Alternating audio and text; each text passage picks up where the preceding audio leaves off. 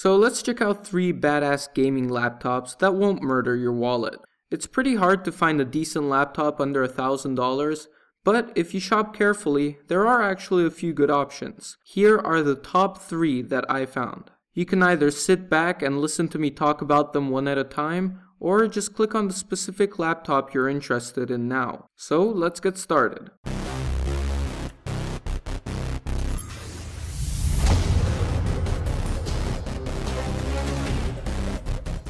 The first laptop we'll talk about is the Lenovo Y50. It has an i5 4200H CPU, 8GB of RAM, a 15-inch 1080p display powered by a GTX 860M graphics card.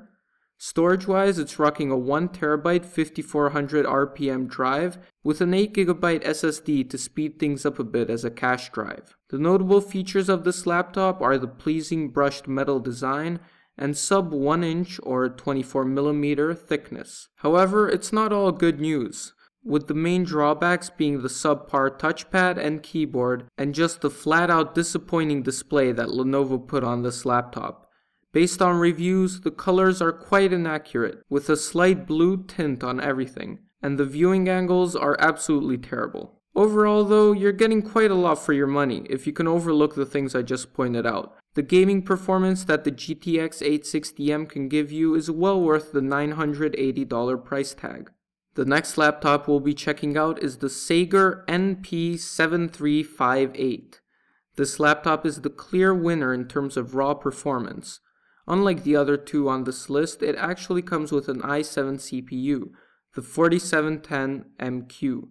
It also has 8GB of RAM, a 15-inch 1080p display powered by, once again, a GTX 860M, a 750GB 7200 RPM hard drive, and finally, unlike the Lenovo Y50, this laptop actually has a DVD drive.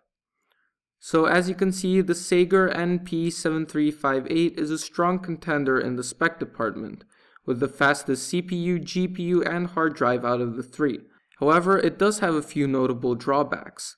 It's quite bulky with its 1.68 inch or 4.26 centimeter thickness and a weight of just under 6 pounds or 2.72 kilograms. Also, I don't find its aesthetics to be particularly appealing. The silver plastic case gives it quite a dated look. Another drawback is that this laptop doesn't actually come pre-installed with an operating system. However, you do have a few options here. Obviously, if you have a copy of Windows lying around, you can just install that. If not, you can actually have the guys over at Exotic PC, the place where you can buy this laptop, install an operating system for you. But keep in mind this will take the total price to slightly over $1,000. Now here's what you can do if you want to be really thrifty about it. Over at Exotic PC, they give you a 3% discount if you pay with a check, money order, cashier's check, or bank wire, which brings the price of the laptop down to $969 from the original $999 price point. You might not know, but there are actually a few places where you can get a really cheap copy of Windows. Over at G2A.com, you can get a Windows 8.1 Professional CD key for just over $20. I'll leave that and all the laptops linked below. So there's an option for you if you refuse to spend any more than $1,000 but really want this laptop. Anyway, let's move on to the final laptop. The Acer Aspire V3, ready for it? 772G5413. This laptop comes with the i5 4210 CPU, 8GB of RAM, a 17-inch 1080p display powered by a GTX 850M. Storage-wise, it has a 1TB 5400 RPM hard drive, and like the previous one, also has a DVD drive. Now here's the best thing about the Acer Aspire V3, lots of numbers.